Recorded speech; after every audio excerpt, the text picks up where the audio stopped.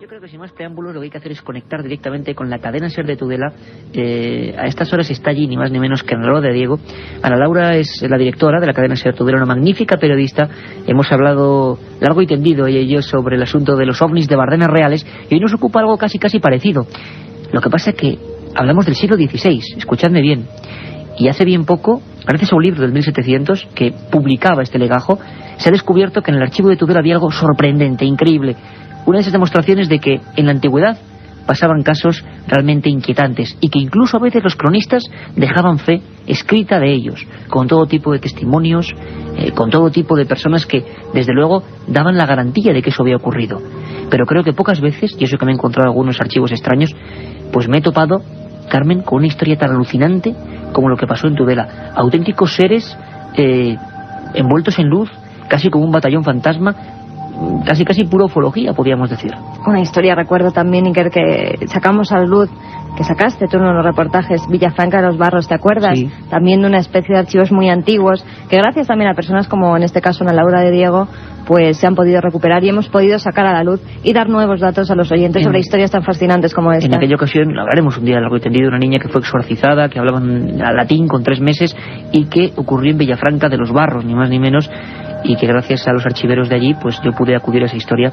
Estaba trabajando en mi primer libro, Enigmas sin resolver. Fue una historia apasionante. Pues esto ha sido muy parecido y yo creo que lo mejor, Carmen, es que nos lo cuente directamente desde esa bellísima tierra, en el límite de las Bardenas Reales, en Tudela. Está ya Ana Laura de Diego. Ana Laura, buenas noches, ¿cómo estás? Buenas noches, Iker, pues muy bien, muy contenta de estar hoy con todos vosotros. Contentos nosotros de tenerte aquí en estos micrófonos, que son tus micrófonos, por supuesto, y además con una noticia tan bonita, tan distinta, que a veces nos trae el verdadero sentimiento de lo que es el misterio, ¿no? Nos imaginamos enseguida, pues en 1588, ahí es nada, a algún archivero, a algún escritor, a alguien que dejó esos legajos porque se vio algo. Ana Laura, yo quiero que seas tú la que comente a toda la audiencia de Milenio 3 en toda España, ¿qué ha pasado? ¿Qué os encontrasteis? ¿Qué ha surgido en ese archivo de Tudela? Pues fíjate, Iker, estas cosas, como casi todas, a veces surgen de una forma inesperada y quienes tenemos cierta inquietud por todas estas cosas ocultas y documentaciones antiguas, pues de vez en cuando te encuentras con personas que, como bien decías, se han ocupado y preocupado de rescatarlas. En esta casa tenemos una mujer, una colaboradora muy fiel, que es Isabel Montiel. Ella es astróloga y es una estudiosa de todo lo antiguo, y a través de ella conseguimos enterarnos de que en el archivo de Tudela había un documento que recoge un libro. Esto está escrito en el 1700 por el tudelano Juan Antonio Fernández, un escritor que además tiene una calle en esta ciudad. Y este documento, fíjate si es curioso, que lo tenemos que situar en 1588. Es decir, Ana Laura, que hay un escritor tudelano del 1700 que ya recoge en un momento dado ese legajo original, ¿no? Exactamente. Ya recoge esto del 1588. Esto está escrito en un castellano antiguo perfectamente legible, se lee muy bien, pero que aún así él lo traduce respetando absolutamente todo. De hecho, cuando os lo lea veréis que hay algunas cosas que hoy en día no nos encuadrarían mucho en cuanto a medidas y tal. Lo traduce y lo deja en este libro, que afortunadamente hemos tenido ocasión de acceder a él. El documento, si te parece, Iker, damos lectura textual de lo que él dice. O sea, le damos ahora por fin a Ana Laura, haciendo un poco la magia de la radio y en conexión Tudela con Madrid y para toda España, vamos a, en cierta manera también, a volver a sacar un poquito del anonimato del libro, este documento. Vamos a contarlo a todos los amigos, ¿no? Así que abrir todos bien los oídos, porque creo que es un documento excepcional. Cuéntanos. 1588, domingo, año de enero, y repite la fecha, 1588, entre 2 y 3 de la tarde, entre la barca de Castejón y Corella, a legua y media de la otra barca, hacia la mano izquierda, yendo a Corella, en el altonce que llaman de Cierzo. Se aparecieron 4 escuadrones de gentes, hombres grandes, vestidos de negro, que salían de la tierra. La primera vez salieron como 40 o 50 en número, y se volvieron a sumir debajo de la tierra, y de ahí hacia la misma parte. Volvió a salir otro escuadrón de gente mayor, 3 veces que el primero, y en medio se vio a un hombre mayor que los otros y blanco. Caminaban hacia el Ebro, por espacio de un credo, y después se desaparecieron, pareciendo que la tierra los tragaba. Después de poco espacio, se apareció otro ejército de gente mucho mayor que el primero y segundo, dividido en 2 partes, con una bandera azul muy grande y estando mirando se volvieron a sumir debajo de la tierra. De allí a poco rato, hacia la misma parte, a trecho de 2 tiros de ballesta de donde se mostraron los otros ejércitos, se vieron de improviso salir de la tierra otro ejército y multitud de gentes sin número y mayor estatura que los demás, y caminando hacia la misma mano izquierda, a la vuelta del río Ebro. Anduvieron por espacio de 1/4 de hora y desaparecieron como los de antes. Lo que esto vieron fue Prudencio, y entre paréntesis y con interrogante nos pone siervo, Pedro, vecino de Tudela y teniente de justicia, y su cuñado Jerónimo de Silvar, vecino de Baizierra, y la mujer del otro Prudencio y hermana del otro Ibar, y de ello hicieron fe y testimonio otras gentes de Alfaro que lo vieron. En este documento, abajo del todo, dice, y añade el escritor, en 1597 se fundó en Tudela los Carmelitas Descalzos. ¿Era esto una premonición? Y este es el documento que tenemos, que las gentes de esta tierra, que supongo que para toda España que ahora nos están escuchando sería conveniente explicarles que Corella y Castejón de la Barca son 2 poblaciones situadas muy cercanas a Tudela. Lo que se conoce cuando ellos hablan de la zona donde aparece es lo que aquí se conoce como Montes de Cierzo, que ellos llaman Altonce, es el monte de Cierzo que todavía sigue existiendo, y la verdad es que a mí me parece un testimonio y que es realmente curiosísimo y escalofriante casi, ¿no? Pues Ana, nos has puesto los pelos de punta, sinceramente. Te escuchábamos todos muy atentos. La verdad es que es la descripción típica de un encuentro, hombre, extraño, porque es extraño incluso dentro de lo misterioso, de lo ufológico, pero está claro que se vio algo que sorprendió a un montón de vecinos y algo de lo que se dejó oportuna constancia. Son 1588, tú decías, y hasta que vosotros prácticamente con vuestra colaboradora rescatáis esto del olvido, pues son casi, estaba calculando, más de 400 años, además de este autor que lo escribió en ese libro oportunamente, pero 400 años casi de olvido, ¿no? A nivel popular en Tudela no se conocía este documento, o se había hecho, no sé, referencia en algún medio, en algún lugar, ¿o no? No se conocía, tan solo el archivero Julio Segura, que también es un hombre muy inquieto, pues había leído parte del contenido de este libro, le llamó la atención este documento, y tan solo se conocía en círculos donde, bueno, pues escritores, incluso poetas, y como decimos, personas inquietas por nuestros antepasados había comentado, pero es la primera vez que esto sale a la luz pública. Y es que es curioso, Ana, pero siempre ocurre lo mismo, ¿no? Los buenos profesionales, es decir, personas que a pesar de que tengan un oficio u otro, tienen esa inquietud, ¿no? Ese interés de ir un poquito más allá, y a mí me ha ocurrido, y recuerdo ahora mismo una historia preciosa en Villafranca de los Barros, en Badajoz, donde simplemente eso, si es otro archivero, pues igual eso pasa, se queda ahí en un rincón, y sin embargo sé quien tiene pues esas ganas, ¿no?, de saber más, pues se interroga, busca, y al final encontramos pequeñas joyas, ¿no?, como estas. Además tú nos hablas de una zona, aparte de maravillosa y muy querida para mí, una zona también con cierta antesala de misterio, es decir, no sería verdad, Ana, la primera vez que desde luego artefactos, vamos a llamarlo voladores, se ven por esa región, sobre todo por la zona de las Bardenas, ¿verdad? Pues es cierto. Además yo recuerdo no hace mucho que precisamente tú comentabas uno de estos avistamientos que hubo hace bastantes años, pero sin remontarnos a tantos años atrás, hace como 16 años más o menos, yo recuerdo haber entrevistado a un agricultor escéptico totalmente, que nunca creía en estas cosas y que estaba con toda su familia pasando el día en el corazón de la Bardena. Tú sabes que es un paisaje maravilloso, increíble y muy misterioso, y que aseguraron haber visto pues un objeto volante no identificado. Es una zona donde hay muchísimas cosas, incluso, lo que pasa que ya hablaremos en otras ediciones. Ahora Ser Tudela está investigando las psicofonías en un palacio. Oye, Ana, adelántanos algo, aunque sea, yo sé que en estas cosas hay que andar con mucha cautela y que serás la primera en contarnos toda la audiencia de Milenio 3, pero también, ¿no?, como en otros sitios, en lugares, vamos a decirlo, en edificios oficiales o en lugares importantes dentro de la ciudad como es Tudela, ya importante y grande, pero fenómenos extraños, ¿no? De otro rango, de otra característica, más tirando a tipo poltergeist, psicofonías, ¿no? Exactamente. Lo que, con tu permiso, no voy a desvelar es el nombre del palacio. Fenomenal. Es una cuestión que creo que vas a entender, porque se está llevando una investigación a cargo del equipo de Ser Tudela, en el que está Isabel Montiel también, etcétera, y no quiero estropear la investigación y que nadie empiece a hacer especulaciones. Estos temas creo que son muy serios y que hay que tratarlos con mucha delicadeza. Y además siempre ocurre, por desgracia, que si se informa de algo, Yo creo que nuestra audiencia es absolutamente maravillosa, pero siempre hay gente que enseguida oye algo y se va allí, no precisamente con ideas de investigar, sino de hacer el gamba y hacer disturbios y ir a ver fantasmas, que no es nada de eso una investigación seria. Pero sí tenemos, parece ser, algunos elementos para al menos pensar, Ana Laura, que algo ocurre, ¿no? Por lo menos algo que sale de lo normal. Efectivamente, es un palacio, afortunadamente en Tudela no tenemos solo uno, tenemos muchos y muy bonitos, por lo tanto, pues se puede jugar al despiste. Es un palacio maravilloso donde ya hace mucho tiempo se habían escuchado algunas psicofonías. Los equipos antiguos para captar este tipo de cosas pues eran bastante complicados, porque aquellos cassettes pequeñitos de mano dejaban muchos ruidos en el arrastre de las cintas, etcétera. Hoy en día tú sabes que hay equipos mucho más perfeccionados, y entonces tuvimos la ocasión no hace mucho tiempo de dejar uno de estos equipos y escuchar algunas de esas psicofonías, que además de esa especie de viento frío, gélido, digo lo de frío porque cuando lo escuchas casi te recorre un escalofrío por el cuerpo, además de esa sensación de viento que puedes decir, bueno, ese día soplaba el cierzo en Tudela. No, es que en algunos momentos ese viento se calma y en la psicofonía se escucha algunas palabras en latín. Caramba. Que no hemos podido terminar de averiguar, pero sí que hay una que se repite en algunas ocasiones y que se escucha con bastante claridad, que es la palabra morte. La palabra morte. Ni más ni menos. Ni más ni menos.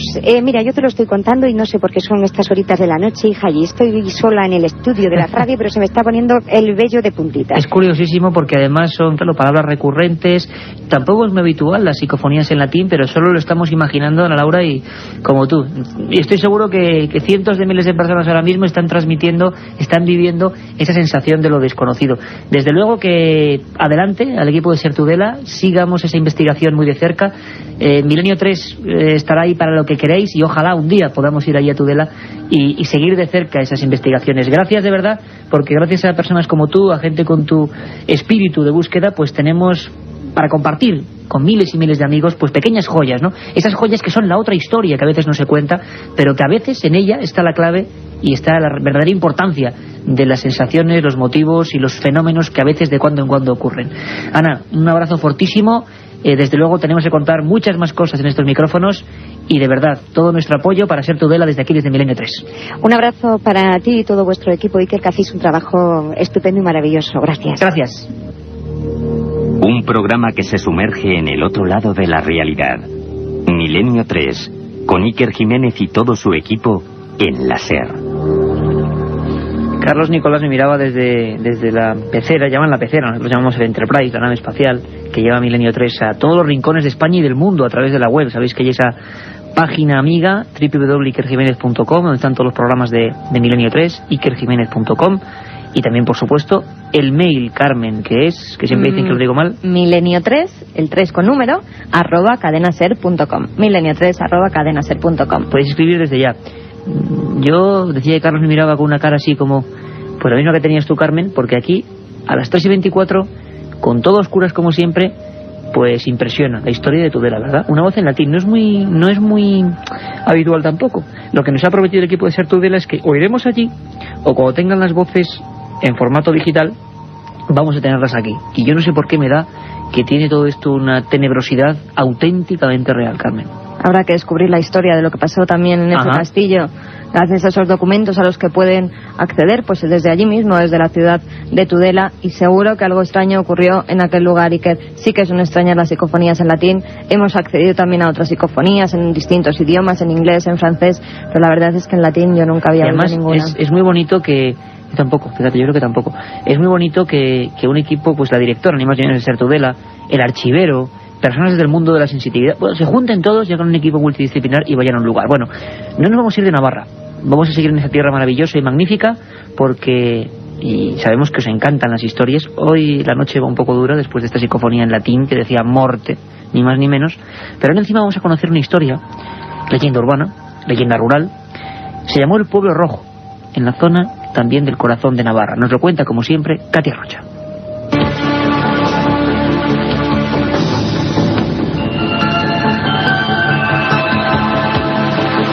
Al norte de Navarra, en el siglo XIV, existía una pequeña comarca rodeada por un enorme bosque de hayas denominado el Pueblo Rojo. Actualmente su nombre ha cambiado y casi mejor no les doy más datos, porque después de escuchar esta historia, especialmente si usted vive por allí, preferiría no saberlo. Todo el mundo pensaba que el bosque se llamaba Bosque Rojo por la cercanía con el pueblo, pero no era tan evidente. Los ancianos del pueblo contaban que cada cierto tiempo, y tras una escalofriante y enfurecida tormenta, los habitantes se encontraban todo el bosque, plantas, árboles, hojas, todo teñido de rojo, pero nunca se había dado explicación a lo sucedido. Asier y Iván habían sido amigos desde que nacieron, y para celebrar su 17 cumpleaños, y como muestra de la valentía tan propia de los hombres en su edad adolescente, decidieron pasar una noche cualquiera de invierno en el bosque que se situaba rodeado a las afueras de su pueblo. Asier era más miedoso, pero Iván logró convencerle y con la mochila con las provisiones y los sacos de dormir a cuestas se adentraron pasadas las 8 de la tarde en el Bosque Rojo para llevar a cabo su pequeña aventura. Comenzaron a entrar nubes negras que presagiaban una fuerte tormenta, y los jóvenes, para protegerse, se instalaron en una carpa en el corazón del bosque a 3 kilómetros del pueblo. Confiaban en que los truenos, los rayos y la fuerte lluvia que caía con furia finalizara pronto para salir de exploración, pero no cesaba. Eran ya las 3:12 de la madrugada, y la tormenta empeoraba, cada vez más fuerte. Cuando el agua comenzó a entrar dentro de la carpa, no les quedó otro remedio que salir, y según salieron, la carpa salió disparada al aire hasta perderse de vista. La lluvia los aturdía con su increíble ruido, y razonablemente el sonido del diluvio empezó a tornarse más agudo, hasta que se convirtió en un horrible grito de mujer, muy pero muy agudo. Y la vieron. Estaba levitando en el aire, una mujer toda mojada con los brazos extendidos, un vestido largo de seda blanca muy delgada, pero lo más extraño eran sus gritos, aullidos desesperados de rabia. Y su pelo era lacio y estaba mojado, y era de un intenso color rojo que cegaba al mirarlo. Iván se cayó al suelo del susto y del frío. De repente un fuerte viento lo levantó del suelo, obligándolo a sujetarse a un árbol para no salir volando como la carpa. Cerró fuertemente los ojos, preso por el pánico, y al instante el viento cesó. Desapareció la lluvia y el resplandor de la mujer de los cabellos rojos. Iván abrió los ojos y notó que todo estaba más oscuro de lo normal. Dirigió la mirada a la mujer y vio lo más horroroso y melancólico que jamás había visto en su vida. Su mejor amigo Asier, de toda la vida, estaba en brazos de ella. Él estaba muerto. Se dio cuenta de que la mujer le absorbía la sangre, pero solo lo hacía con los dedos. Le apoyaba los dedos en la frente y le absorbía toda la sangre. Luego su amigo se evaporó en el aire y la mujer levitó aún más alto entre los árboles y su cabello se alborotó y empezó a cubrir todo el bosque con sangre que escupía por el pelo de la cabeza hasta que se desvaneció con la llegada del amanecer.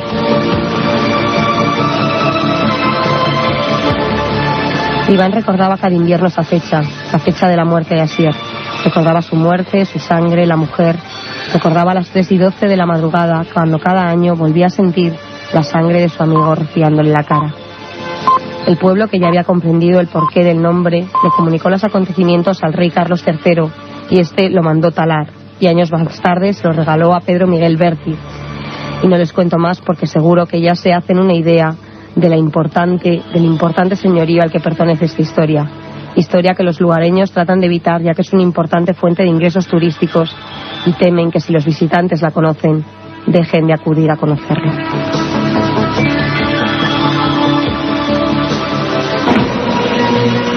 La otra realidad. Fenómenos extraños. Misterios sin resolver. Milenio 3. En la SER. Si quieres viajar a lo desconocido, no dejes de leer El Archivo del Misterio de Iker Jiménez, los libros del tercer milenio. Colección El Archivo del Misterio de Iker Jiménez, publicado por Editorial Edad. Próximos títulos ya a la venta: La Sábana Santa de Carmen Porter, Casas Encantadas de Francisco Contreras, El Secreto de la Gran Pirámide de Manuel Delgado y Vampiros de Miguel Gómez Aracil.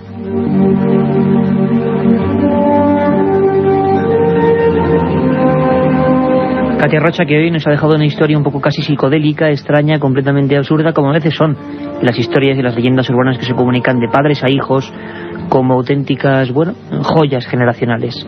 Hoy estamos ya a 19 de mayo, ni más ni menos, y tal día como hoy ocurrieron muchas cosas.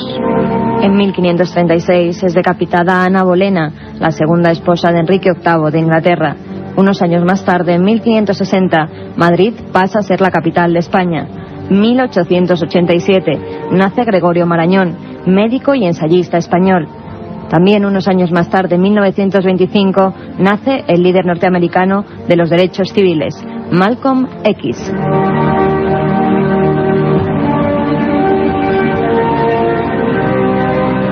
1929, inauguración solemne de la Exposición Internacional de Barcelona.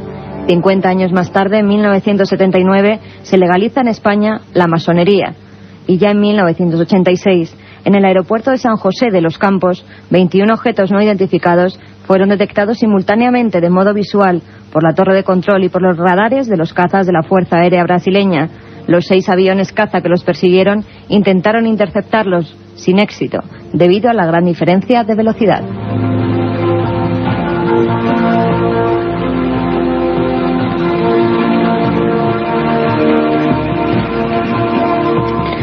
La historia de los ovnis de San José do Campos, un lugar ya emblemático para la ufología brasileña. Parece ser que esos objetos, sean lo que fuesen, se rieron descaradamente de la mecánica y la técnica militar brasileña, como ocurre en algunas ocasiones, y reincidiremos en el tema, por supuesto, claro que sí. Sabéis que para cualquier historia, cualquier asunto, tenéis un mail, milenio3 con número @cadenaser.com. Ahí estamos abiertos a que ese sea vuestro buzón personal con nosotros, vuestro hilo conductor. Y ahí, por supuesto, como siempre, todo tipo de sugerencias, preguntas, temas a proponer. Este programa, esta propuesta de la cadena SER de 3 a 4 y a las 4 de la tarde, es una propuesta para vosotros, un programa que hacemos, nunca lo olvidéis, para vosotros.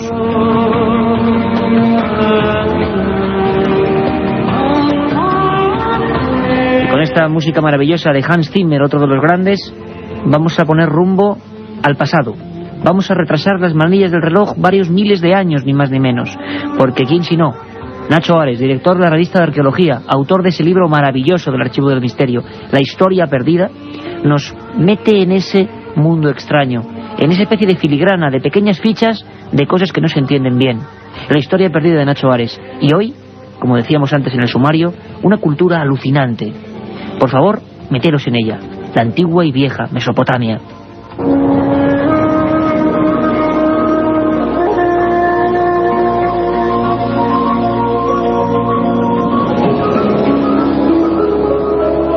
Tallaban la piedra como los egipcios o construían edificios igual de majestuosos y, sin embargo, en muchos casos nos olvidamos de ellos. Los sumerios probablemente fueron la primera gran civilización de la historia y, en cambio, prácticamente no sabemos nada de esta fascinante cultura que floreció a orillas del Golfo Pérsico hace casi 6.000 años.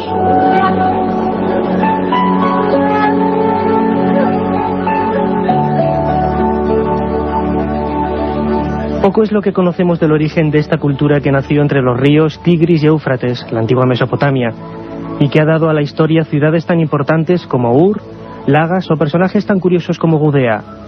La arqueología ha aportado pruebas para conocer el misterioso origen de la civilización sumeria, y sin embargo, resulta abrumador que ninguna de las preguntas clásicas que se hace un investigador, quién, dónde, cómo, cuándo y por qué, tenga en esta ocasión una respuesta satisfactoria.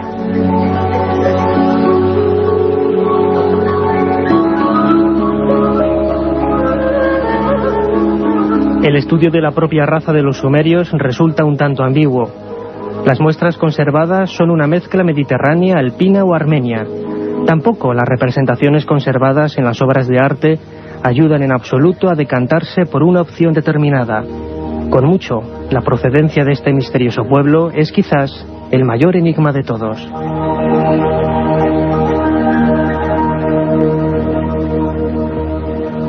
Desde un principio ha llamado la atención de los estudiosos que en un ambiente relativamente agreste, en donde no había ni metales ni abundante piedra, los sumerios lograran unos avances técnicos sobresalientes para su época.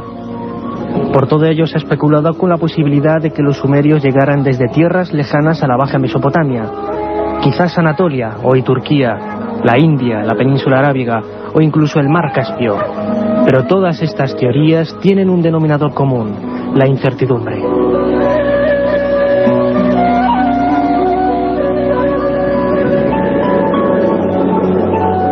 Por mucho que intentemos encuadrar a los sumerios en una cultura u otra, siempre ofrecerán una serie de problemas históricos de difícil solución.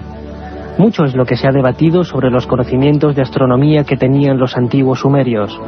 Su legado, aprovechado por los caldeos en Babilonia, denota que conocían a la perfección los 12 signos del zodiaco y también dominaban los ritmos de algunas estrellas, utilizando complejos cálculos matemáticos.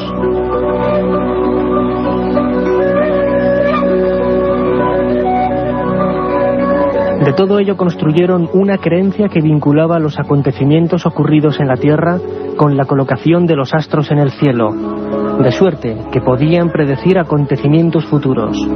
Estos y otros enigmas son los que dan a la cultura sumeria ese halo de misterio que, sumido en el alba de la civilización, sigue desconcertando a todos los investigadores que se acercan a ella.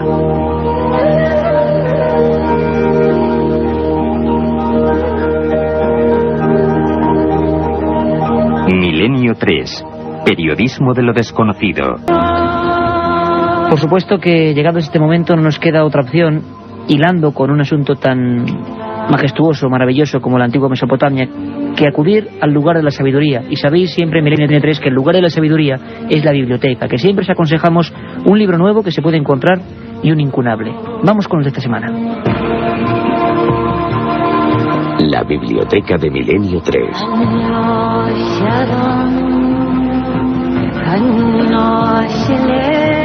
Quiero leeros unas frases contundentes, terribles, que escribió un hombre, un aragonés universal, que fue condenado a la hoguera y quemado vivo por defender unas ideas y por defender la fuerza de la ciencia ante la incultura y ante la presión del odio que encarnaba en aquella época, hace ya varios siglos, la Iglesia. Fue una historia que hemos conocido como españoles y que nos ha llegado siempre muy de cerca. Decía algo así como: a esta distancia, sintiendo próximo el fin, percibo que mi vida, apresurada y confusa, ha sido como un relámpago sobre el que yo he cabalgado, empujado misteriosamente, y con tanta rapidez que cuna y sepultura se me parecen unidas. O mejor sería decir cuna y cenizas, pues he sido condenado a morir en la hoguera, y mi suplicio será fuego lento, hasta que las llamas consuman este pobre cuerpo y lo dejen reducido a pavesas. Miguel Servet.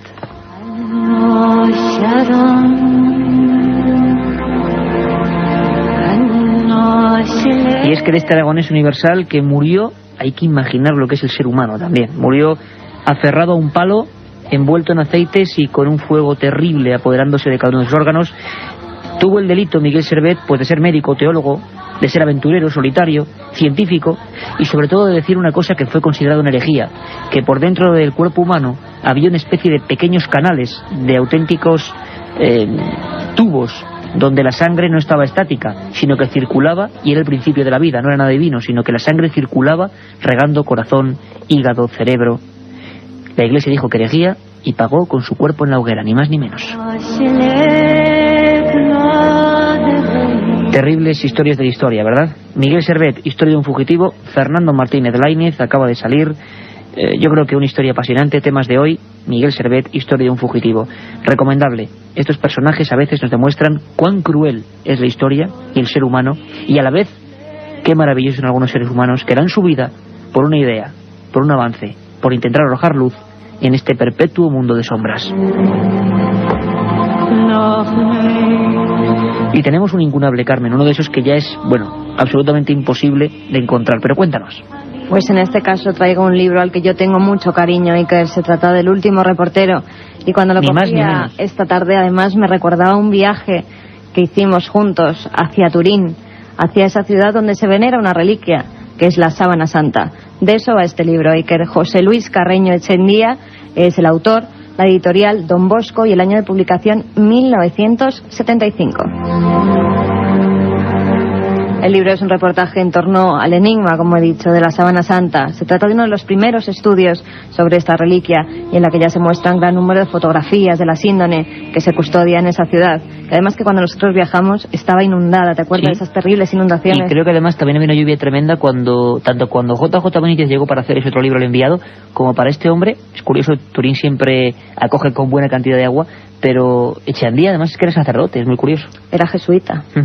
Carreño, entre otras cosas, cuenta también los países por los que peregrinó, la Sábana Santa, cómo llegó hasta la ciudad italiana donde actualmente se venera, o las primeras fotografías realizadas por Secondo Pia, y en las que se descubre que el lienzo es un verdadero negativo fotográfico.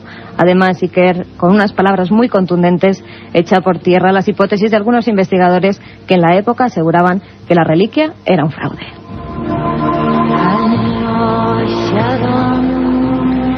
Pues sí, lo tenéis, cuando son las 3:43, esta hora de 3 a 4 de la madrugada, vuestra cita, la que nunca cambia, la que cambia siempre es la primera, y esperemos que no por mucho tiempo, la que nunca cambia, vuestro encuentro con el misterio, la proposición, invitación, el tiempo que os quiere robar, entre comillas y amistosamente, la cadena SER. Si estáis trabajando, si estáis viajando, si estáis cuidando algún lugar, tantos compañeros de la seguridad, tantos compañeros bomberos, panaderos, policías, taxistas que nos escuchan, personas que están en hospitales, personas que trabajan de noche, personas que simplemente no pueden dormir y que quieren hacernos compañía. Milenio 3 es para todos vosotros, lo repito, y estamos orgullosos de que estéis comulgando, entre comillas, con ese espíritu como el de Miguel Servet, espíritu como el de Echandía Carreño, autor de la Sábana Santa. Hombres que rompen con su entorno, que intentan dar un paso más allá, ir un poquito más allá y mostrarnos los misterios, que en el fondo son un reflejo de ese cristal de la verdad.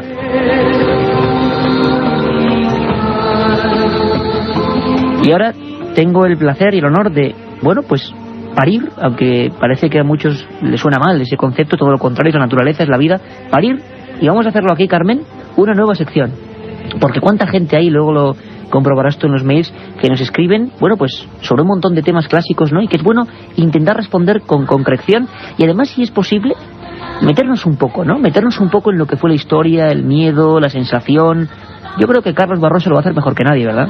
Por supuesto, además gente nueva que vemos que se va agregando a esta familia ya tan amplia de Milenio 3 y que desde aquí pues se lo agradecemos, porque somos muchos los oyentes de Milenio y nos llegan muchas felicitaciones y queremos dar las gracias a todos. Muchísima gente que igual no nos escuchaba hace ni siquiera 3 o 4 meses y que quiere preguntar por grandes temas, grandes historias. Algunas las hemos tocado, otras las tocaremos y otras las volveremos a tocar, pero hay historias que merecen ser conocidas. Yo os pediría que ahora, no sé, os subáis, aunque hace mucho calor, os subáis el cuello de la camisa, os pongáis el edredón casi hasta la barbilla, porque la historia que viene es fuerte. Le llaman el gran poltergeist, la historia poltergeist que cambió el concepto de los fenómenos extraños. Ocurrió en Alemania y parece que es una de las primeras en que hubo verdadera investigación científica. Un caso terrorífico. Lo vivimos juntos, abrimos el cajón del archivo del misterio, vamos allá con Carlos Barroso. Pues aquí tenéis la historia, vivida intensamente, vivida también a través de la radio, de lo que ocurrió en un bufete de abogados de Rosenheim.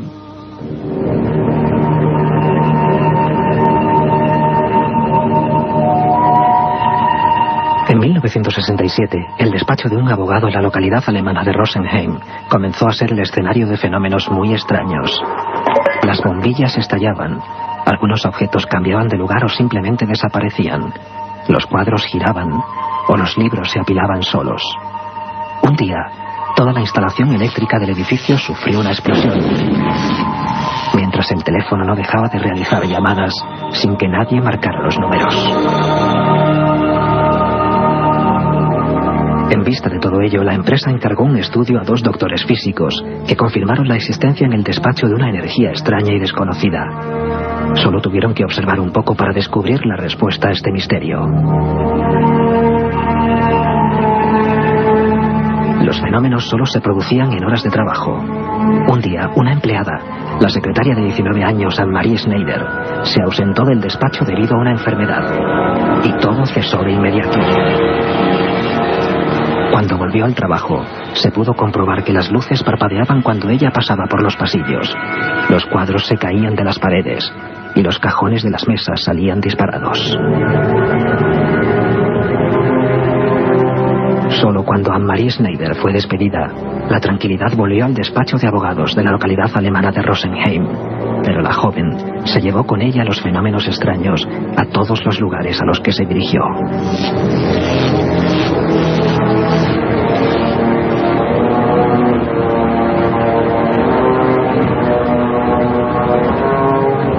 La otra realidad. Fenómenos extraños. Misterios sin resolver. Milenio 3. En la SER.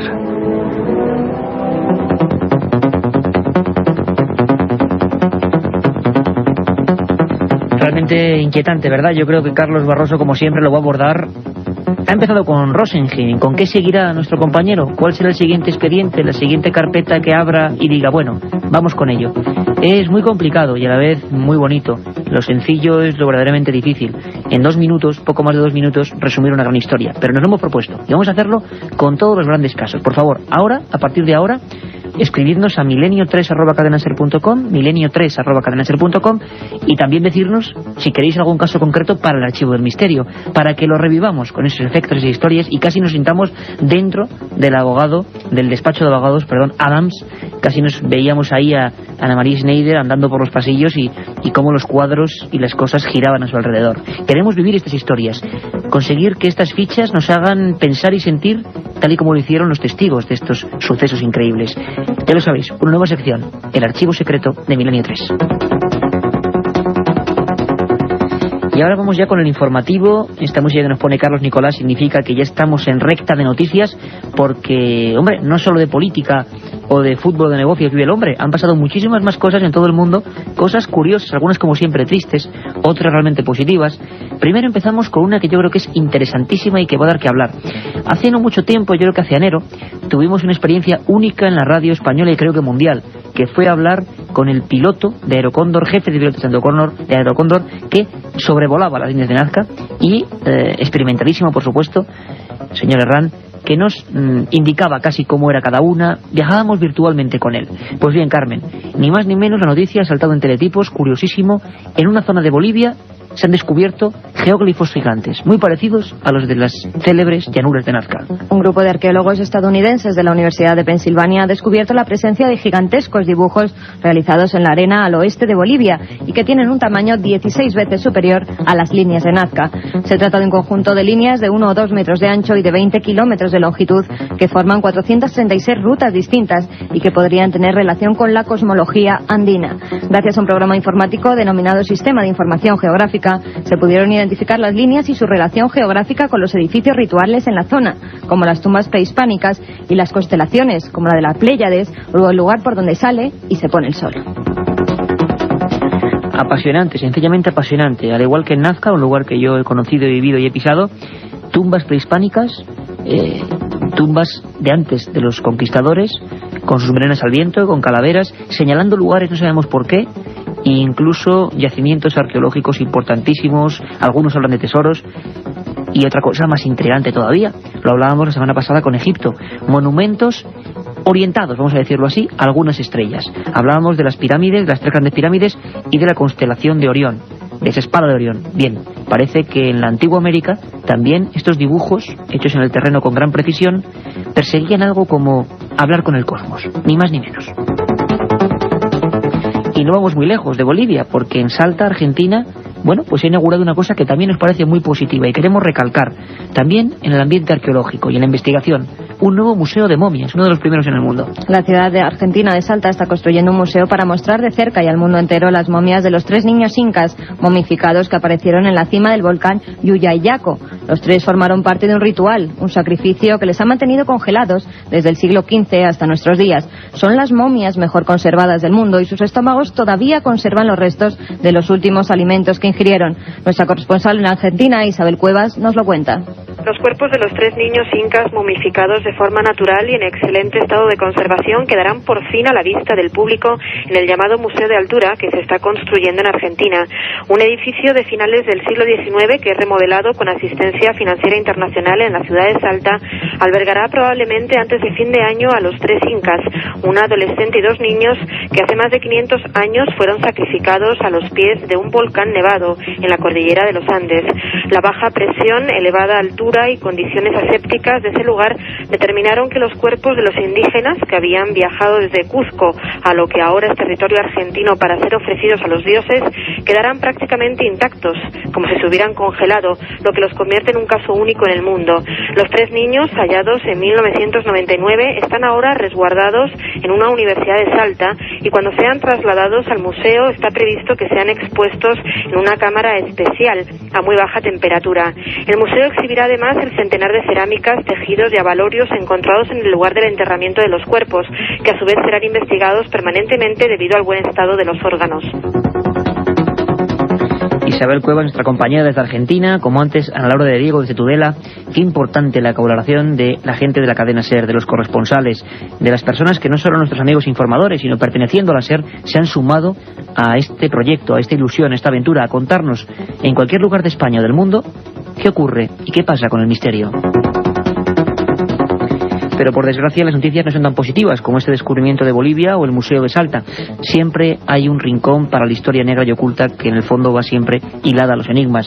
Ni más ni menos que 4 cadáveres dentro de una iglesia perteneciente a una secta acaban de ser descubiertos. Carmen Porter. El pasado 16 de mayo la policía surcoreana halló 4 cadáveres en el interior de una iglesia próxima a Seúl. Según fuentes policiales, en el incidente está implicado un grupo religioso, posiblemente cristiano, que mató a golpes a uno de sus miembros por considerar que carecía de fe, por mostrarse desobediente y perezoso, y guardó su cadáver junto a otros 3 cuerpos traídos de otro lugar con el fin de hacerlos resucitar. Los 2 principales líderes de esta secta, que contaban con unos 80 miembros, fueron detenidos en el lugar de los hechos. Y es que está muy claro que nada tiene que ver la iglesia que quemó a Miguel Servet. Es que hoy en día habría gente de cualquier religión, de cualquier cultura, da lo mismo, que seguiría quemando herejes, porque para ellos, qué tremenda desgracia, la verdad es la suya, la única, y no puede ser puesta en duda. Y aquí es que todo lo ponemos en duda. Hablábamos incluso en la primera hora, a las 4 de la tarde, aquí en la cadena SER, de cómo algunos escritores se habían adelantado al tiempo, habían descrito cosas que estaban por ocurrir. Y hablábamos de Julio Verne, cómo no. No nos daba mucho tiempo a contar muchas cosas de Julio. Haremos un programa solo sobre él, ¿os parece? Pues ahora parece que incluso los científicos, siguiendo su rumbo, quieren emular su viaje al centro de la Tierra, Carmen. Según ha publicado la revista británica Nature, un grupo de científicos de Estados Unidos plantea emular la famosa novela de Julio Verne, Viaje al centro de la Tierra, y enviar así un sensor del tamaño de un pomelo al corazón del planeta. El experimento consiste en abrir una grieta en las profundidades de la Tierra mediante una poderosa corriente de hierro fundido que permitirá a dicho artefacto abrirse paso hacia el núcleo terrestre. El sensor servirá para medir datos como la temperatura y la composición química de esos entornos inexplorados por el hombre y enviará la información a la superficie mediante ondas de sonido. Pues claro que sí, arqueología, física, exploración, misterios, a veces crímenes, como no, todo eso se compone o construye lo desconocido. De eso nos encargamos en Milenio 3, mucho más que lo paranormal. Y hay que decir que si hay un hombre del que hemos hablado varias veces, célebre, un escritor que puso de moda la astroarqueología, la búsqueda de pistas de extraterrestres, supuestamente en nuestro pasado, ese es Erik von Däniken. Y Erik von Däniken, el próximo 24 de mayo, el sábado, abre las puertas de su parque temático en Interlaken, un parque dedicado al misterio. A ver si vamos allí, Carmen. ¿Qué es esto de Interlaken? El nuevo parque temático sobre los grandes misterios del mundo, el Mystery Park de Interland, que se encuentra en pleno corazón de los Alpes suizos, abrirá sus puertas al público el próximo 24 de mayo. El parque consta de 70.000 metros cuadrados, repartidos en 7 pabellones, diseñados todos por el investigador Erik von Däniken, y en los que se podrán contemplar objetos de culturas cuyos orígenes siguen siendo un enigma por desvelar. El visitante podrá adentrarse, entre otras cosas, en el mundo submarino, a bordo del Nautilus, o embarcarse en un viaje al espacio exterior a bordo de la nave Van Schudler. Impresionante, Erik von Däniken, quien si no ha creado el Mystery Park en Interlaken. Vamos a ver si conseguimos el sueño de estar con él o estar, por ejemplo, allí. Sería una buena idea hacer un programa desde allí, ¿eh? Ojalá, bueno, un parque temático, que hay parques temáticos de todo, dedicado al misterio. Una idea interesante. Y ahora ya vamos con esos mails a milenio3@cadenaser.com en el punto final de este programa. Carmen, lo primero, un amigo que nos ha mandado auténticas obras de arte. Volvemos a decirlo porque creo que es un compañero de Albacete, dibujos dignos de marcarse, dibujos del tema OVNI. Pues sí, hay que dar las gracias a Francisco Romero Corpa. Nos ha enviado 3 dibujos realmente impresionantes. A mí, de verdad, que el incidente en Manises, coloreado, ya está puesto trabajo en el mural de nuestra redacción. Francisco, espero que nos envíes mucho más. De verdad que te lo agradecemos, porque realmente dibujas fenomenalmente y los dibujos son impresionantes. Un honor ese regalo, compañero, además del tema OVNI, para este programa, claro que sí. Rápidamente, muy rápido, Carmen, mensajes casi de forma telegráfica de los Daniel compañeros. Ramos, quería saber si vais a hacer algún programa sobre el caso del caminante de Boisaca. Felicidades por el programa y un saludo. Bueno, uno de los capítulos de mi primer libro de Enigmas sin resolver, Valle Historia, el caminante de Boisaca, destrozado en una vía del tren, sigue siendo el mayor enigma para la policía científica gallega. Un hombre que parece que apareció repentinamente, una historia increíble. Claro que dedicaremos un programa, probablemente en verano, cuando sepamos y anunciaremos con pausa los nuevos horarios, hagamos un programa del caminante de Boisaca, claro que sí. saludar a Miguel Ángel Lobo, panadero de profesión, y dice que es nuestro oyente número 1, porque haciendo esos bollos, esos panes que luego nos comemos al salir de aquí, claro que sí. Iker escucha Milenio 3. Antes hablábamos de exorcismos en Villafranca de los Barros, y Carlos Chamorro Duque nos pregunta sobre ese caso. ¿Cuándo vamos a hacer un programa sobre el exorcismo que se llevó a cabo con esa niña? No exactamente un exorcismo, sino que una niña parece que tenía glosolalia o xenoglosia, hablaba en idiomas desconocidos. Lo que sí pasa es que se la condenó junto a su madre y hubo un proceso judicial alucinante. Lo trataremos aquí con todos los datos. Alberto Hernández nos dice: hola Iker, soy un oyente de tantos de tu programa, quería saber si podrías darme tu opinión sobre una película que personalmente me impresionó mucho. Es la primera parte del Cuervo, protagonizada por Brandon Lee. Sí, el hijo de Bruce Lee. Sobre Bruce Lee, mucho más allá de ese protagonista de películas de golpe, se podría hablar mucho, una persona muy influyente con una muerte enigmática donde las haya. Su hijo, Brandon, siguió la leyenda de esa saga maldita. ¿Queréis que un día hagamos un programa de gente como los Lee o los Kennedy? Parece que familias marcadas por la desgracia, mucho más allá quizá de la casualidad, lo haremos. Carmen, no hay tiempo para más. Magnífico el repaso y sobre todo es informativo, lleno de cosas interesantísimas. El mundo se mueve. Me gustaría comentar una frase que decía Julio Cortázar: la verdadera explicación sencillamente no se puede explicar. Le preguntaban sobre la vida y sus misterios, y es que sencillamente hay cosas que no se pueden explicar. Esto es Milenio 3, todo el equipo. Os dejamos en buenas manos con los servicios informativos de la SER, y no os lo perdáis con el maestro don Roberto Sánchez y su programa Si amanece nos vamos. Nos vemos aquí 7 días. Esa segunda puerta que supuestamente, para que los que no escucharon aquel programa, ese robotillo que subió por allí y encontró una... Sí, el Pyramid Rover encontró una especie de puerta. Se suponía que podía no haber nada según los escépticos, pero hay una puerta, y según los expertos, aquí tuvimos a Gantenbrink, el descubridor, puede haber otras puertas, pero nadie sabe cuándo se va a volver a derrumbar esa puerta. Nadie sabe nada, o nadie quiere contar nada. La verdad es que uno se va con ciertos detalles que ahora te contaré sospechosos. Ya sabes que esto es un mundo de conspiraciones donde Santiago Camacho sería el rey, el faraón. Claro, sería el faraón, nunca mejor dicho. Tom Halcomb, el responsable de prensa de National Geographic en Nueva York, cuando retransmitimos aquella experiencia inolvidable en la cadena SER, el programa Milenio 3 y Amanece nos vamos hermanados, nos dijo que este mes de septiembre se llevaría a cabo una nueva incursión por el canal de ventilación y que el Pyramid Rover volvería a atravesar esas puertas, ¿no? Esa puerta de Gantenbrink, y ver qué hay detrás de la loseta que se ha descubierto. Es el mismo silencio, Francisco, que ocurrió cuando la pirámide se cerró durante años. Esa densidad que parece que de repente todo el mundo se olvida de donde dijo Diego y ya... Efectivamente. El mismo silencio, el mismo ambiente que cuando tú y yo nos pudimos colar en la Gran Pirámide cuando estaba cerrada al público, ¿no? Absoluto silencio. Bueno, pues... Es más, hay más datos curiosos. Estuvimos recorriendo durante casi 2-3 horas la Gran Pirámide. Estuvimos allí haciendo multitud de entradillas para televisión, cogiendo sonidos, sintiendo la emoción, haciendo periodismo en directo para luego transmitirlo en Milenio 3 como hacemos habitualmente. Detalle curioso, la cámara de la reina estaba cerrada. Nadie podía pasar. Absolutamente nadie. Fíjate que otras veces hemos conseguido lograr lo imposible. Pues esta vez no.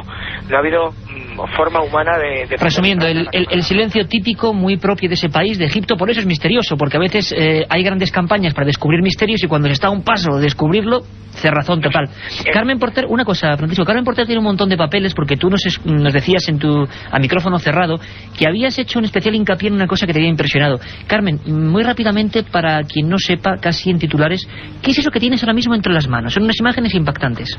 Pues tengo las fotografías de las que anteriormente hablaba, esas imágenes tomadas en la iglesia ortodoxa de Zeitún, donde se puede ver una figura con un halo de luz. La Virgen de las Cúpulas la llamaban. Exactamente, y una especie de palomas que revolotean a su alrededor. Estas son las fotografías de la supuesta Virgen que se aparece el 2 de abril, si no recuerdo mal, de 1968, sobre las cúpulas de la iglesia. Más de 1 millón de personas, y que además fueron testigo durante muchos años.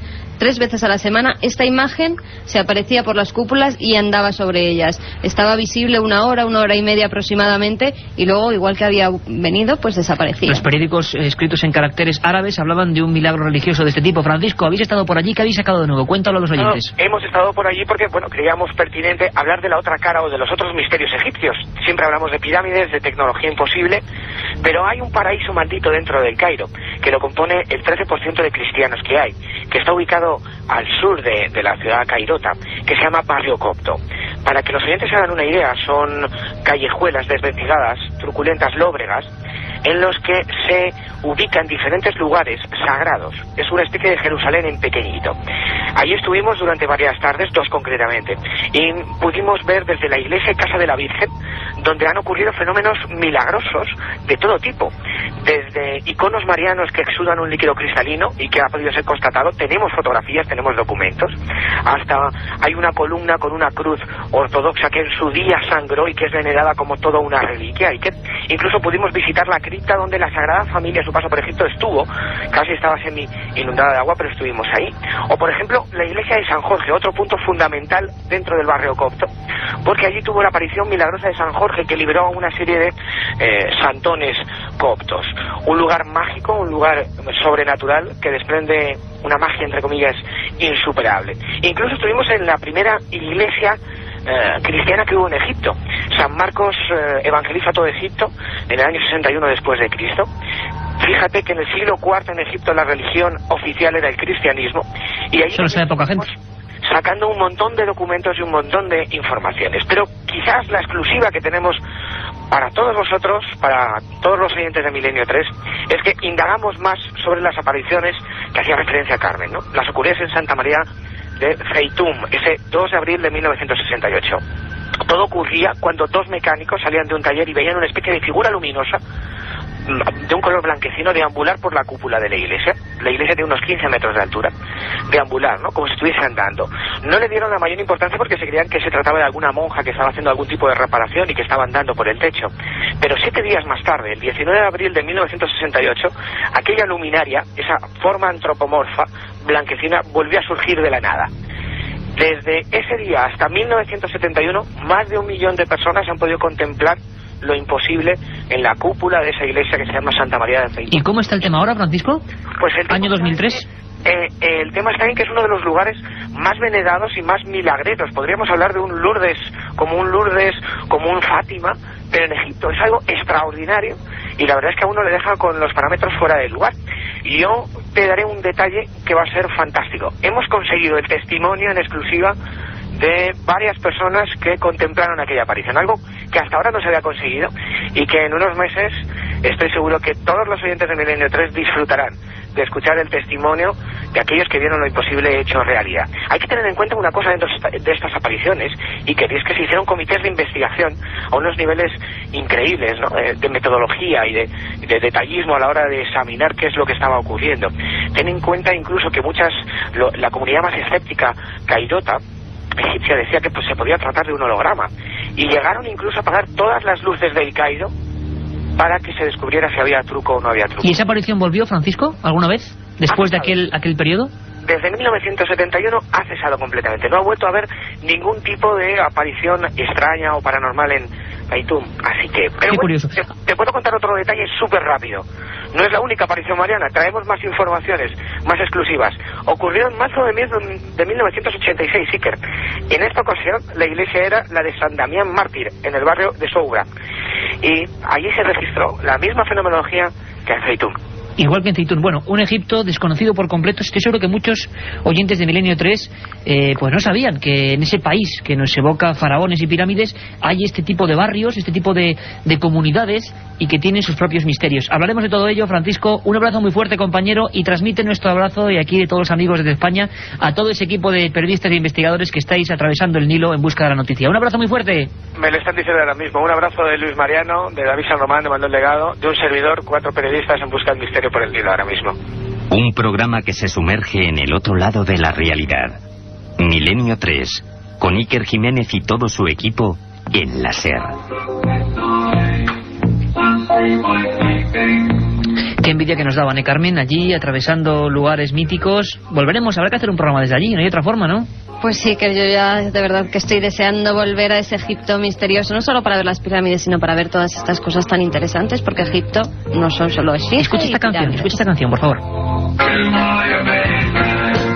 La hizo uno de los grandes, Alan Parsons, y la dedicaba a un hereje, Edgar Allan Poe.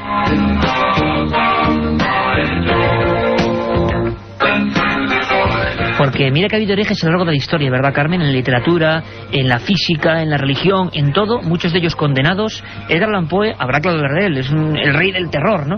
Le hicieron esta canción llamada El Cuervo por algo.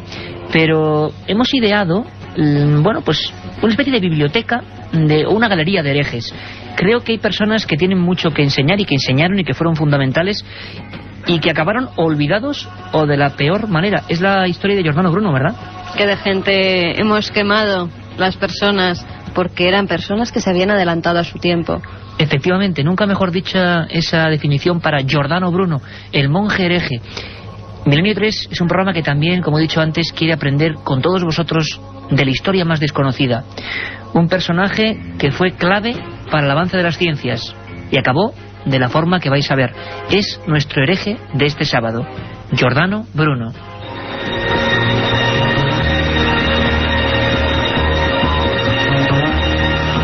El 19 de febrero del año 1600 era jueves y festivo en Roma.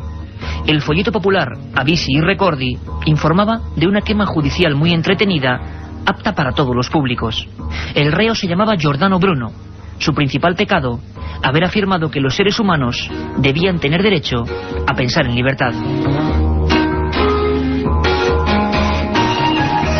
A la amanecida, un hombre huesudo, de lacio bigote negro y cubierto con la capa de San Andrés, echó a andar con pesados grilletes en sus pies.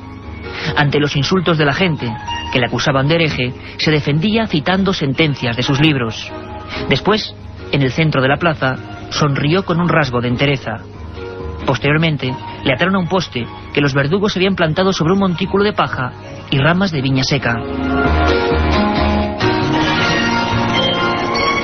Filósofo, científico y místico, Giordano Bruno había nacido en el lugar y tiempo menos propicios para sus ideas.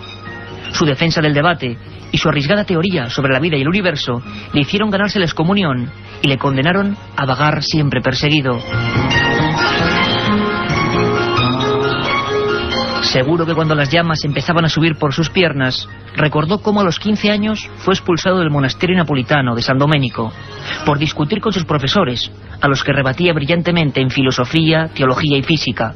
Esos mismos, sacerdotes asustados por su locuacidad y su pasión, le denunciaron por leer a escondidas los textos prohibidos. Profesor en media docena de universidades del norte de Europa, sus 30 obras publicadas casi clandestinamente tuvieron una gran repercusión intelectual y le encumbraron como una de las más altas mentes del Renacimiento. A pesar de ello, en el sur fueron confiscadas y prohibidas bajo pena de muerte. Una de ellas, titulada De Inmenso, afirmaba que toda la materia era común en la vida, reciclándose constantemente, y por ello Bruno sostenía que todos éramos Dios, y Dios estaba en cada uno de nosotros, palabras que indudablemente marcaban su rumbo hacia el patíbulo.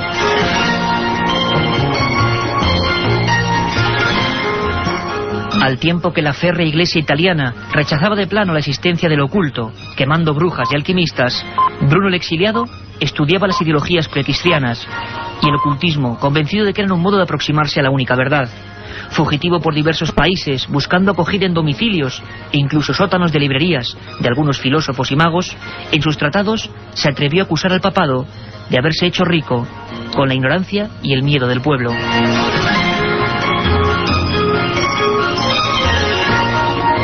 Bruno, el primer científico que exploró la memoria humana con libros como Ars Memoriae, se atrevió a poner en duda dogmas como la Trinidad o la virginidad de María. Incluso argumentó la existencia de otros mundos en un cosmos infinito. Un cosmos que acogía miles de humanidades que rendían culto, quizá, a dioses distintos. Aquello, tras decreto del Santo Oficio veneciano, motivó su definitiva busca y captura. Fue encarcelado frente al Palacio Ducal y allí pasó 8 largos años, bajo torturas, hasta el mismo día de la pira inquisitorial. Pero a pesar de todo, de su penoso aspecto físico, ante el tribunal de cardenales que le juzgaba, defendió sus ideas y en su último día, casi con arrogancia, proclamó una frase que le hizo célebre: el miedo que sentís al imponerme esta sentencia es mayor que el que siento yo al aceptarla.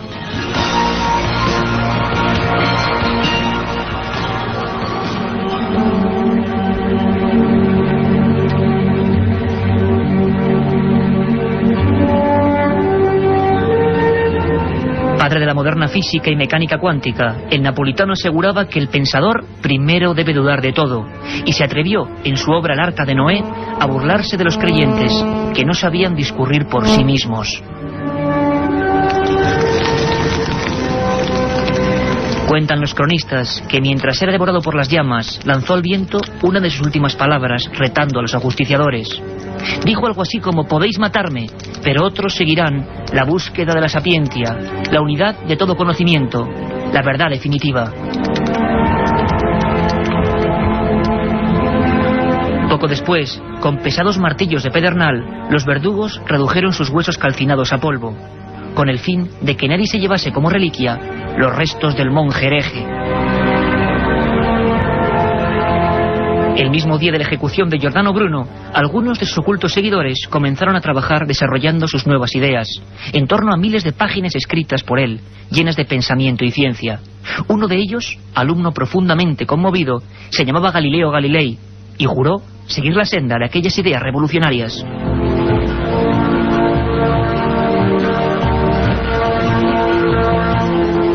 Giordano Bruno, profético en sus últimos escritos en aquella celda veneciana, presagiaba que su cuerpo se disiparía en el humo de aquel tiempo de fe corrompida, pero tenía una única certeza, algo absoluto que le mitigaba quizás aquel sufrimiento. Nadie podría quemar lo más importante, el alma de su pensamiento. La otra realidad. Fenómenos extraños. Misterios sin resolver. Milenio 3. En la SER.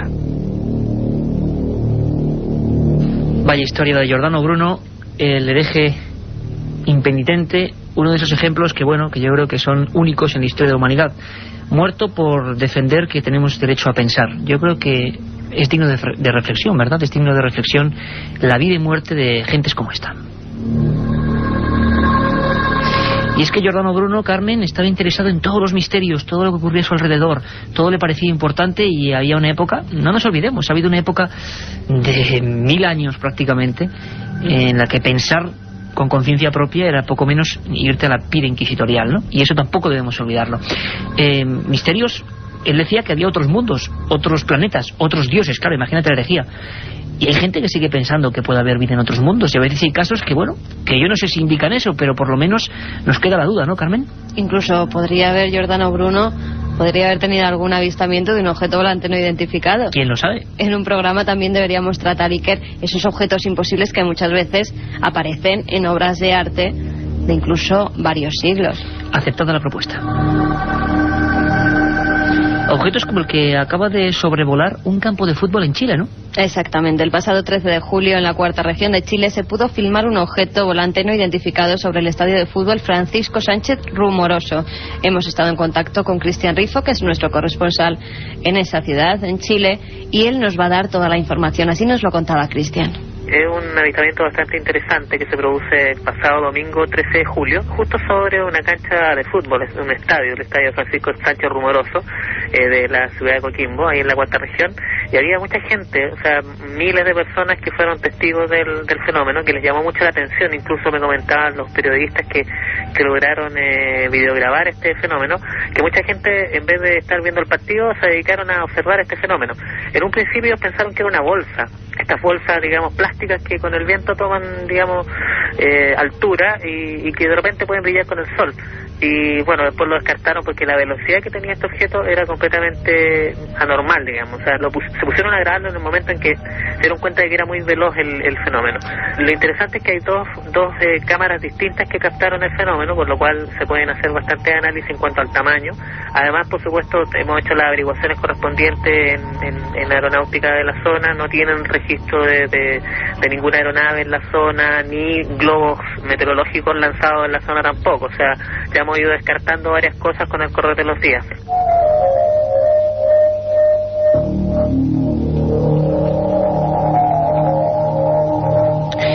Ahí estaba Cristian Rifo, nuestro corresponsal y amigo, contando la última hora de algo que en Chile es frecuente.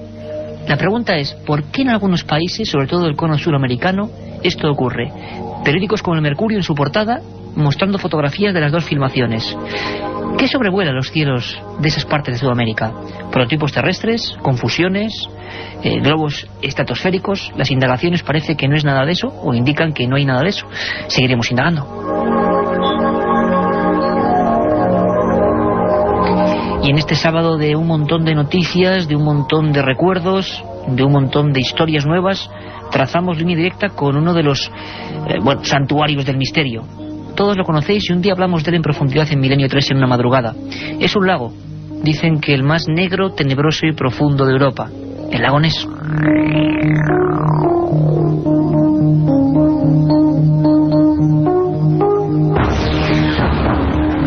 ¿Y qué ocurre en el lago Ness, Carmen Porter? Pues que se ha hallado un fósil que podría pertenecer a esa monstruosidad, a ese ser que dicen que vive en el lago Annecy. El fósil muestra claramente 4 vértebras junto con la espina dorsal y los vasos sanguíneos marcados en la piedra. Tiene unos 150 millones de años. Fue hallado por un pensionista escocés, por Gerald McSorley, que lo encontró sumergido bajo el agua en un banco de arena del lago. Lo cierto, Iker, es que el fósil pertenece a un animal de cuello largo, que podría haber sido un reptil carnívoro, medir unos 10 metros de largo, y que vivió bajo el mar durante los periodos Jurásico y Cretáceo. Los expertos creen que el descubrimiento es muy interesante, pero dudan de su relación con la famosa criatura, ya que el lago es de agua dulce y el animal hallado proviene de un ambiente marino. En el Museo Nacional de Edimburgo han confirmado que se trata de los restos de un pleistosaurio adulto. En estos días, los expertos buscarán más restos en la zona donde ha sido hallado el fósil. A mí me parece interesantísimo porque plesiosaurios, y uno, echa mano de la imaginación de cuando era niño prácticamente y se acuerda del monstruo del lago Ness, era eso, un plesiosaurio, que era ese animal como un cuerpo de ballena con 4 grandes aletas, un cuello muy largo y una cabeza pequeña y dentada. ¿Es una broma? ¿Es una forma de hacer que el lago Ness de nuevo esté en boca de todos, como por ejemplo en este programa? ¿O realmente hay algo más misterioso y nunca lo llegaremos a saber? Nos quedamos con la duda. Además, si creen, en el nordeste de China se han vuelto a ver extrañas criaturas en el lago Tianchi, que sería como el monstruo del lago Ness, pero en versión china.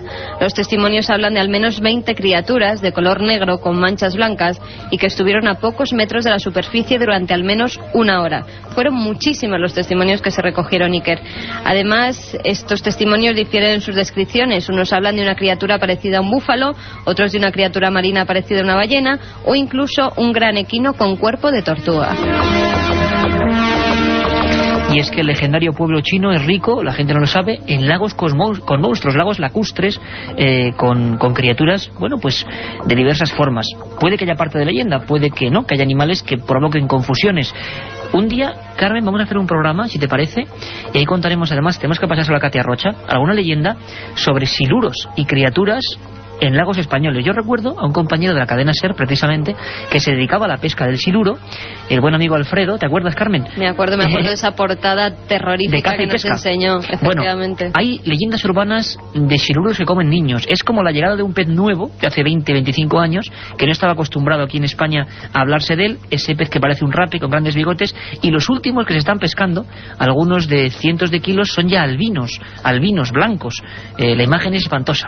Un día nos sumergiremos en el misterio de los pantanos españoles. Leyendas, pueblos abandonados, luces, gritos, toda una historia.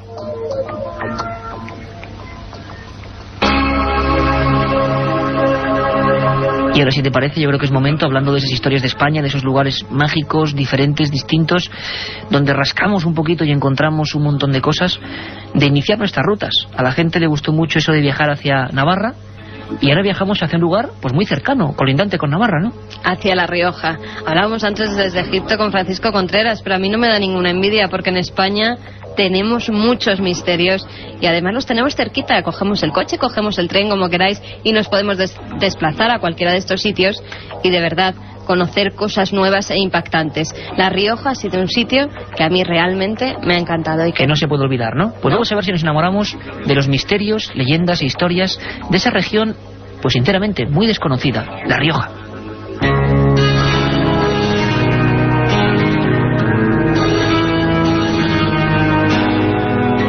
Buenas noches, viajeros. La ruta que hoy os propongo nos llevará por tierras mágicas y desconocidas de La Rioja. En localidades como Peñaportillo o Valdemurillo nos cortará el paso el conjunto de huellas fósiles más importantes del mundo. El recorrido por los distintos yacimientos nos mostrará cómo, en esta zona de la península, hace aproximadamente 120 millones de años, durante el periodo Cretácico, los dinosaurios poblaban toda esta tierra.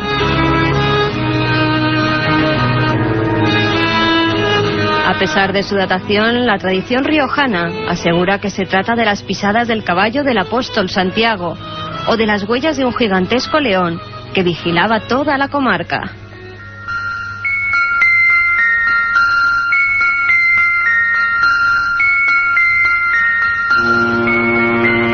A no muchos kilómetros de Calahorra hay un pequeño pantano destinado al regadío de los numerosos cultivos que se reparten por la zona. Pero antaño todo tipo de rumores aseguraban que en sus orillas se celebraban rituales satánicos. Misas negras y aquelarres que podrían estar dirigidos a los cientos de difuntos que se hallan repartidos por el lugar desde la época romana. Pero si el aventurero quiere conocer el lugar donde acaeció uno de los hechos más significativos del misterio en España, deberá visitar la Escuela de los Escolapios de Logroño. Allí, la noche del 22 de junio de 1972, el seminarista Javier Bosque se encontró cara a cara con lo inexplicable.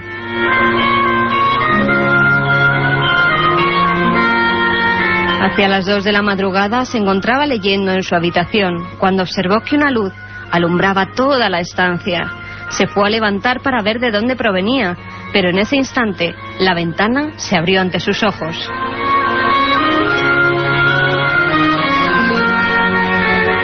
Poco a poco, una bola luminosa de 35 centímetros de diámetro se quedó a los pies de la cama, balanceándose en el aire. A los pocos segundos empezó a escuchar un sonido agudo.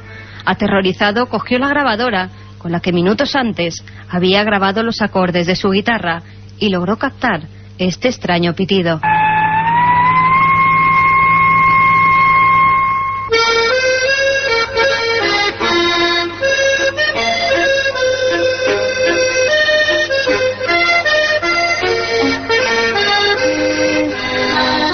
Y para concluir nuestra ruta pondremos rumbo al pueblo de Anguiano, donde nos toparemos con una fiesta declarada de interés turístico internacional. El 22 de julio, en honor a Santa Magdalena, 8 vecinos vestirán sus faldones amarillos y chalecos multicolores y se calzarán zancos de medio metro de altura para rodar cual peonzas por las pedregosas y empinadas calles.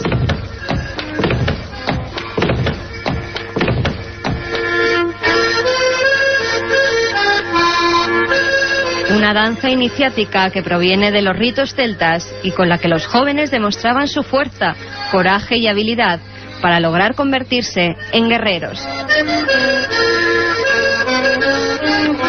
Mientras los valientes bajan a toda velocidad por la cuesta de los danzantes, el pueblo no para de repetir: bendice a los danzantes que rodeándote están, con el sudor de su frente, para ti van a bailar.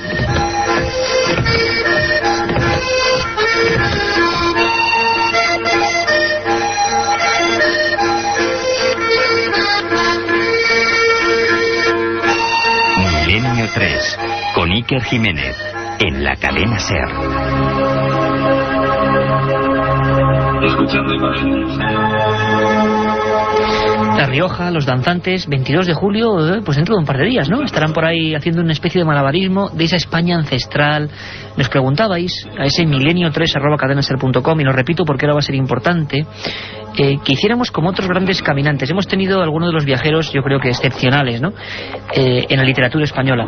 Y encima gente que se ha preocupado de esa España misteriosa. Juan García Atienza, un montón de personas que viajaron por los sitios tomando nota de lo heterodoxo, de lo distinto.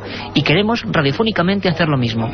Cada semana, cada sábado, una provincia, una región, un mundo distinto de este país. ¿Y qué miedo tuvo que pasar, Carmen, Javier Bosque, aquel seminarista que nunca volvió a hablar, que tuvo esa esfera dentro de su habitación y que grabó ese sonido, que era más largo y muy molesto también, y que la Armada Española confirmó como misterioso, que producía una serie de... o alcanzaba un nivel de hercio realmente imposible para un muchacho en una habitación espartana con su guitarra, ¿no? Un caso que nunca se llegó a resolver, ¿verdad? Un caso que sigue y ahora está en el olvido, por eso hoy que hay que rescatar también esos casos que han ocurrido antaño y que han marcado una fecha, un lugar, como en este caso ha sido Logroño y La Rioja. Habría más casos, pero siempre elegimos uno que sería característico de esa región.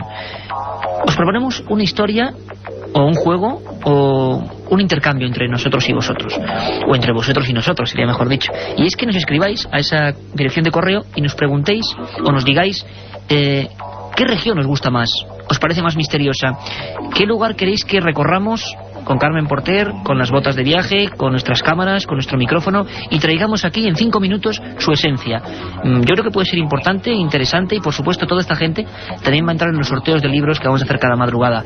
Queremos que vosotros, desde diferentes puntos de España, nos digáis por qué hay que apostar, por qué hay que ir a determinados rincones, y lo haremos y lo contaremos.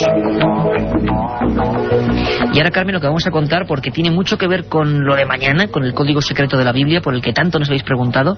Dicen que esto de la criptografía, de los mensajes en códigos secretos, de la criptografía, como he dicho antes, es decir, ocultar cosas, aunque estén escritas, que no comprendamos su sentido, viene de muy lejos, ¿no? Desde los romanos y los fenicios. Y parece que en la Segunda Guerra Mundial se hizo mucho, ¿no?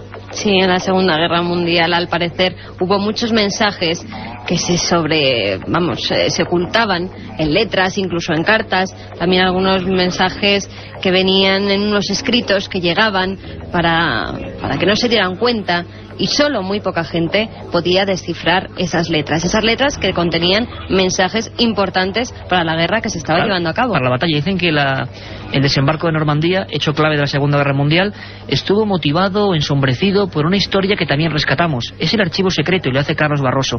Se le llamó con un nombre, pues que ha permanecido ahí, bajo el Top Secret, Operación Overlord, y hablaba de unos mensajes en periódicos ingleses dando órdenes concretas. Y decían que había una clave, Carmen, que decían que era la clave del César, que era ir sumando 4 o 5 letras y solo leer una de ellas, y daba un mensaje. Bueno, nos lo cuenta Carlos Barroso abriendo el archivo secreto.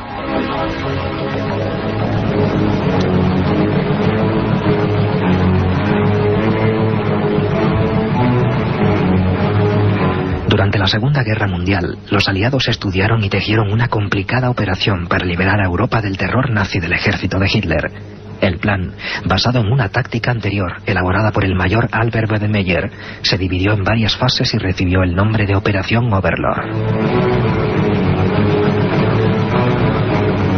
El texto, lógicamente, constituía un alto secreto militar que nadie, salvo los más próximos a la operación, debía conocer. Cada una de las fases del plan recibió un nombre en clave, e incluso el propio término Overlord era secreto.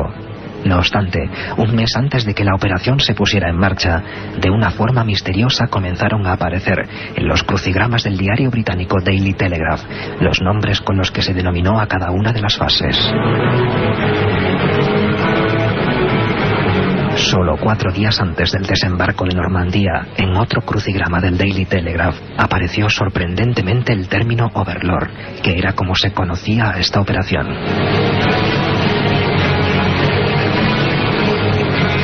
La inteligencia aliada comenzó a temer que un espía nazi hubiese podido acceder al contenido del plan y pudiera estar utilizando estos crucigramas para pasar información a las tropas de Hitler.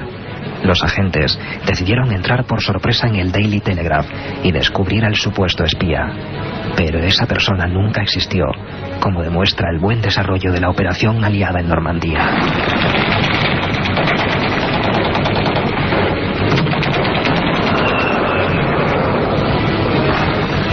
Cuando entraron en la sede del diario británico, los agentes especiales solo encontraron a un asustado maestro de escuela que llevaba 20 años realizando los crucigramas del periódico.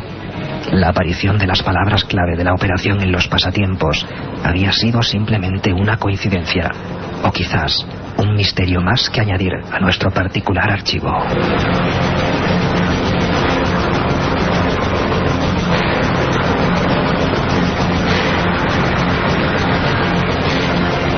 Milenio 3, con Iker Jiménez, en la cadena SER.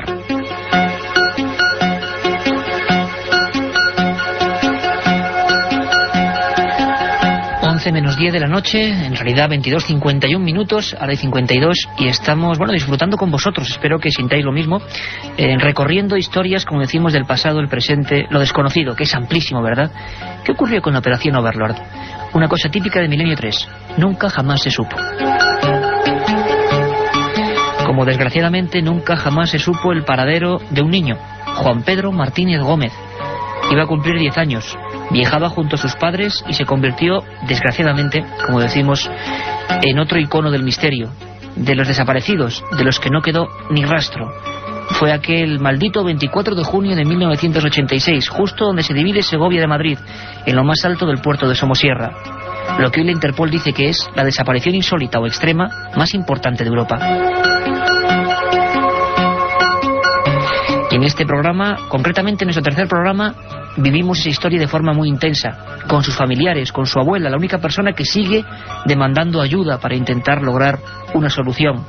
Sabéis que cada sábado también intentamos recoger una porción, un trocito, 60 segundos, 60 sentimientos, 60 cosas concentradas en ese minuto del pasado. Fue un programa duro sobre desapariciones extremas. Contamos con personas de la policía encargadas de ese tema. Contamos con testimonios y con todas las personas que intentaron buscar a aquel chaval, el niño de Somosierra.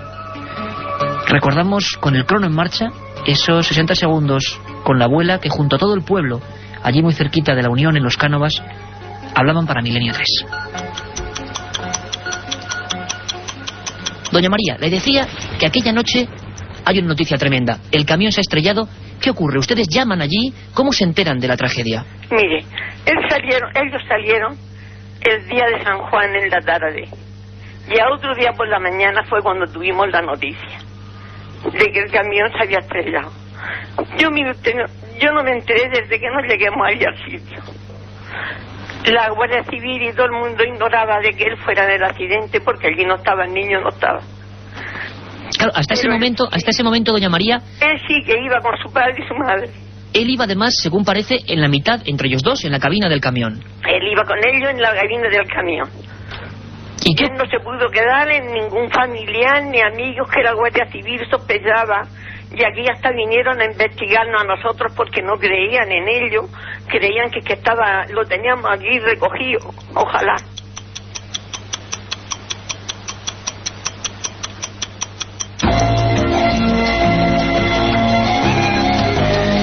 Pues aún sobrecoge las palabras de esa abuela que sigue buscando a su nieto, ¿no? Y que cree que alguien lo absorbió, desaparecido en el aire, entre dos personas, abriéndose el camión y no encontrando nada. Un caso complejísimo que seguro volveremos a tocar porque el tema de las desapariciones, desgraciadamente, está siempre presente. Y ahora, por supuesto, tiempo para vosotros, para los que escribís a milenio3@cadenaser.com.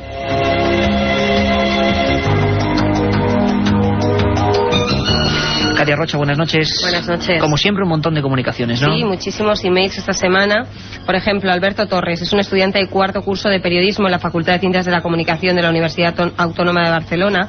Está muy interesado en el tema OVNI. Ajá. Y nos pide una bibliografía mínima, pero con rigurosa perspectiva científica y periodística. Además, hay que darle la enhorabuena a Alberto Torres porque ha empezado como compañero en la cadena SER de Tarragona. Está de becario trabajando para esta casa. Así que a ver si le podemos dar estos títulos. Sobre el tema OVNI, imposible. Bueno, vamos a ver. Hay una obra. Se llama Encuentros. Bueno, ya. Encuentros, vale, perfecto. Es una recopilación histórica del tema OVNI. ¿Quién lo ha escrito? Queda mal decir que un servidor, pero yo te voy a dar, compañero, dos libros completamente opuestos, distintos, y que creo son básicos y que creo que, bueno, pueden hacerle a uno ampliar perspectiva. Uno es 100.000 kilómetros tras los OVNIs, de JJ Benítez, que aún se podrá encontrar, Editorial Planeta, y el otro es OVNIs, el fenómeno de aterrizaje, de Vicente Juan Ballesteros. Podríamos decir que lo opuesto completamente. Así que lee uno, lee el otro y tú sacarás conclusiones. Antonio Plata nos ha escrito mientras realizábamos el programa y nos dice: os estoy siguiendo como cada noche desde mi casa de Valencia. Me gustaría saber qué es exactamente el Moquele Mbembe. Moquele Mbembe, un monstruo pues parecido al del Lagonés, dicen, pero que está en el Zaire, en pleno corazón de África, en una región muy difícil de explorar. Tenemos al compañero Fernando Iglesias Siches que quiere ir para allí, pero dice que es el lugar de, como España, un lago como España de grande, azotado por el SIDA, por todo tipo de epidemias, y que es muy difícil viajar, pero muchos investigadores científicos creen que allí está ese monstruo, el Moquele Mbembe. Manolo Moral de Jaén se define como seguidor del programa, muchas gracias, y pregunta que si no sería posible que la figura antigua de la Virgen de la Cabeza pueda estar encerrada con la familia Chamorro. Dice que de hecho se le vio al capitán Cortés con algo en el brazo cerca de la casa de Colomera. Sí, cierto.